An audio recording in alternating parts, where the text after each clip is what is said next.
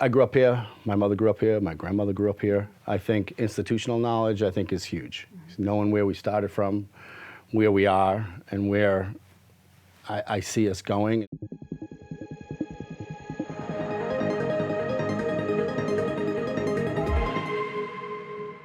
Hi, I'm Camille Bartlett, and right now we are with Councillor Tom Rossignoll, running for re-election. Welcome. Thank you for having me. So tell us a little bit about yourself for those people that might not know you. A little bit about myself. Let's see. I am a lifelong Peabody resident, third generation. I have two fantastic children. My daytime work is a physical therapist, so I'm out in the community. I do home care with Mass General Brigham and Women's.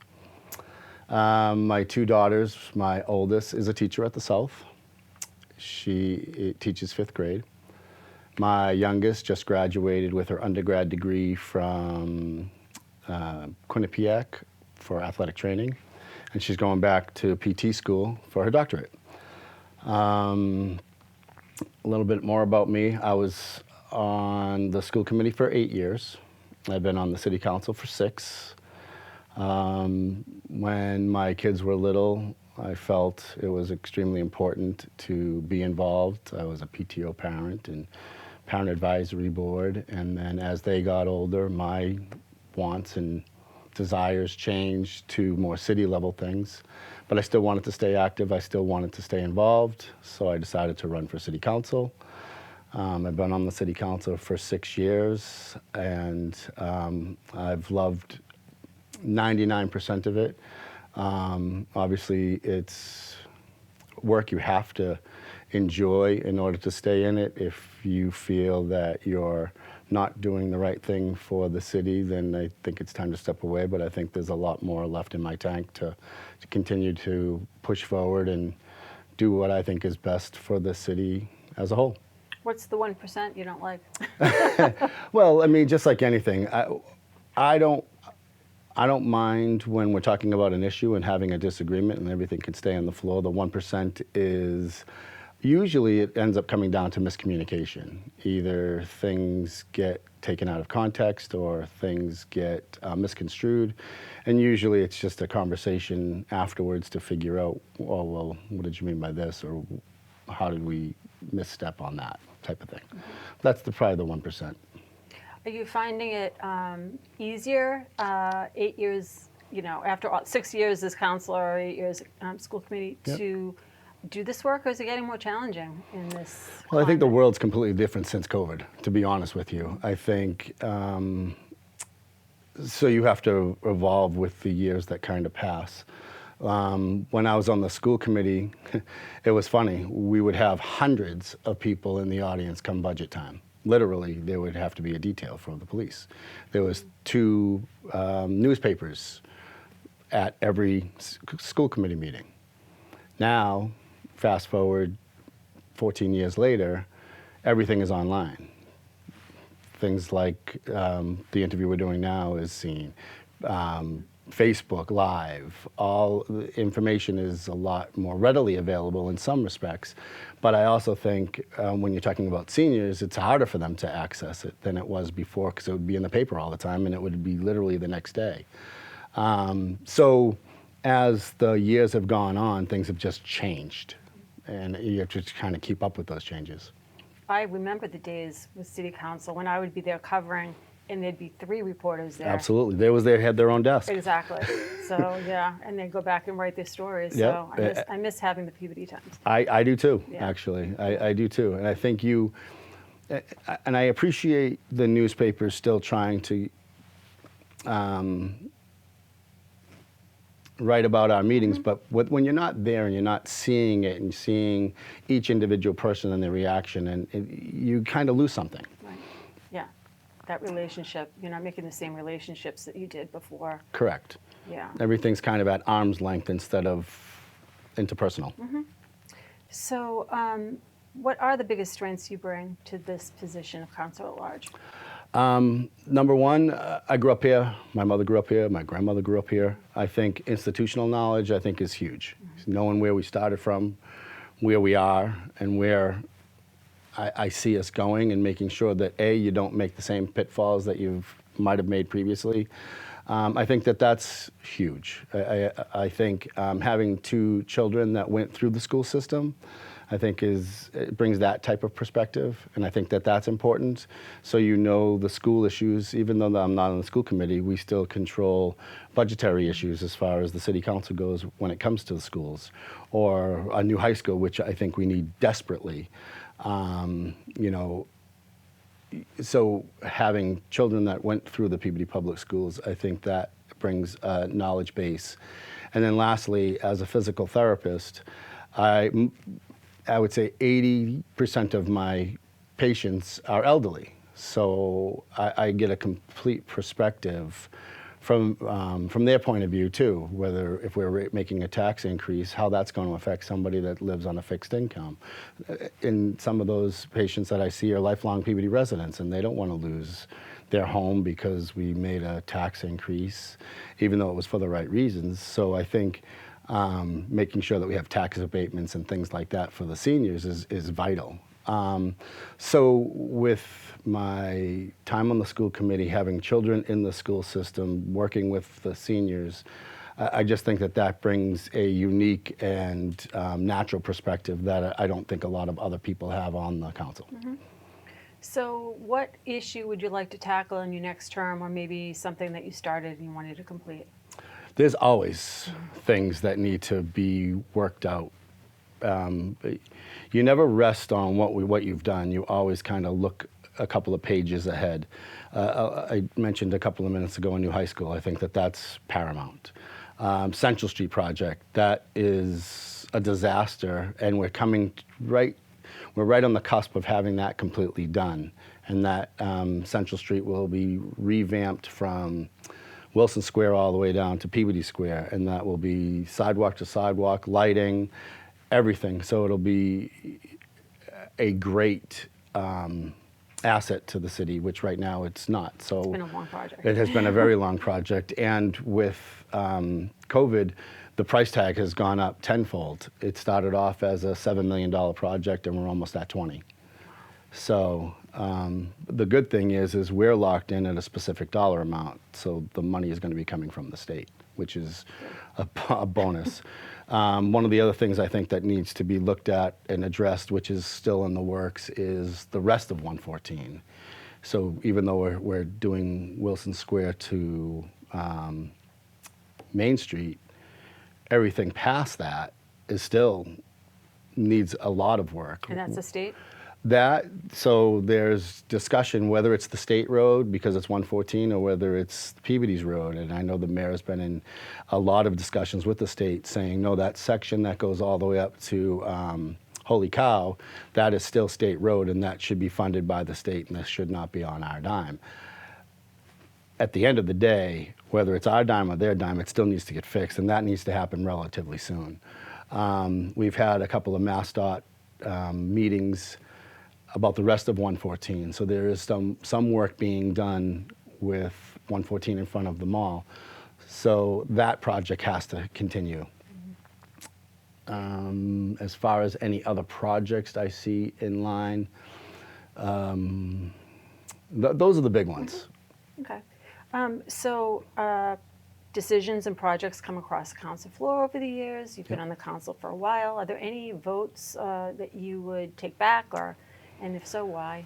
I don't look at it that way. I think when you make a decision, you're making a decision that's the best interest of the people and the decision that's with the information that you have in front of you. You know, you could always look back and say, okay, well, Essex Tech, I would never vote for that because we're losing Peabody students. We don't have control. It's just writing a blank check to Essex Tech. But at the time, with the information that we had, we needed to do something. It's a vote I didn't make, but you can't look revisionist. You can't. Hindsight's always 20/20. But if you truly make the best decision with the information you have, and you really make a conscious effort to try to make the best decision, you can't really look back. Things don't work out the way you want, and that happens occasionally. But you can't really say, oh, I wish I had that vote back. But what you can do is say, okay, how can we fix where we ended up when it wasn't where we expected, you know? So that's more of the way I look at it, is try to make the best decision with the information you have. Good advice for life. Yeah, absolutely, right. You can't change it, so make the best decision you can. Exactly. So no matter how much information is disseminated to the public, there are always people that seem not to get it. So Yep. how could the council and the city improve communication with constituents? That is $1 million question. Well, we already talked about newspapers, how they're not as readily available as they used to be. So now it's all online. And when you're talking about seniors, that's really difficult for them to access in some cases. So to me, it's outreach. It's all about, as an individual, you know, I had somebody last election, they sent me a message on Messenger. How do I get in touch with you? And they said, give me your address, I'll call by. So I went by and I'm like, what did you want to talk about? What's your issues? She goes, well, it's a Sunday. Why would you do that? I'm like, because that to me is what, especially local politics, should be. It's responsive. It's being able to interact and understand where somebody's needs are and try to help them in any situation that you can. So where we go from here, I think the city has to do a better job up keeping their website, and it has to be more up to date. I think each individual, and I think we try to do that individually, is put out blasts or verbs of what's going on, where are we, what's coming up, what's the next meeting look like, what happened. The new app is good. Yes. That's yep, helpful. absolutely, right. But that's more towards the younger generation. It's really hard right now for seniors to access information. I think they're the group that's the hardest to reach, to be honest with you. The one good thing, at least as far as I'm concerned, is I'm in a person's house every day, so they're asking me, and I'm just saying this is what's going on, and if they had questions, who to reach out to at City Hall to get the information that they're looking for. I imagine you spend a lot of time on constituent services, really. Absolutely. Get phone calls. All the time. Yep. But that's what it's all about, Right. honestly. Right. You try to help where you can, when you can. So what's your favorite thing about the city, since you're a lifelong Peabody resident? Whew. I guess it depends on what stage of my life. So when I was young, I loved skating on Browns Pond. I was picking a pickup game of ice hockey was kind of my favorite thing when I was a kid. When my kids were little, at Brooksby Farm, taking them to see the animals, going apple picking, all of those types of things. Now, as an adult, I think the mall is fantastic as far as food goes, and some shopping, and downtown is starting to come back, where we have Stanzies, and I can't wait for to Washington to come aboard. Sugarcane is a hidden gem, so I think we have a lot of things in Peabody that people may or may not know about. We're the only city, I think, in the country that actually owns its own 2 farms. Probably. Yeah, I think that's what it is in the entire country. We have a mall that's a huge asset. We have the skating rink. We have a lot of things that... Children's Museum. The Children's Museum, absolutely, absolutely. That a lot of other cities and towns don't have, Right. So I think there's a lot in Peabody that... The walking trails, the bike paths, that's going to be even expanded, and another one extended downtown. So there's a lot of things that are always happening and things to be proud of in Peabody. So anything you would like to fix that has been an ongoing pet peeve about the city? There's always challenges. To me, it's about the hardest part right now, to be perfectly honest with you, is development. The state wants houses everywhere. I grew up here. I don't want apartment buildings all over the place. You need to maintain the great city that Peabody is. And I understand 40Bs, and I understand this, the state's wish or the want for affordable housing. But that comes at a price that you have to really be cognizant of. I think we've done a great job limiting and minimizing the impact of affordable housing or apartment complexes or 40Bs, however you want to put it.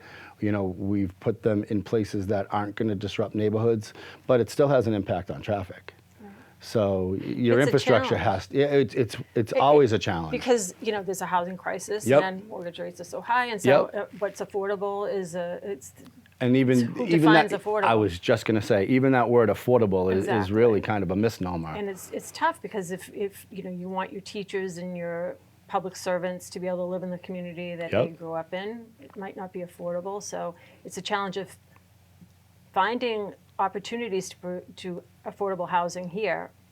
And if it's not here, it's going to be somewhere else. Right. And the one thing that we've done is any new development, instead of 10% or 15%, we've actually made it 20%. So if you're going to do a new development, 20% has to be affordable. Whether that's single family homes or whether that's apartment complexes or condos, whatever it is, if it's a new development, 20% has to be affordable.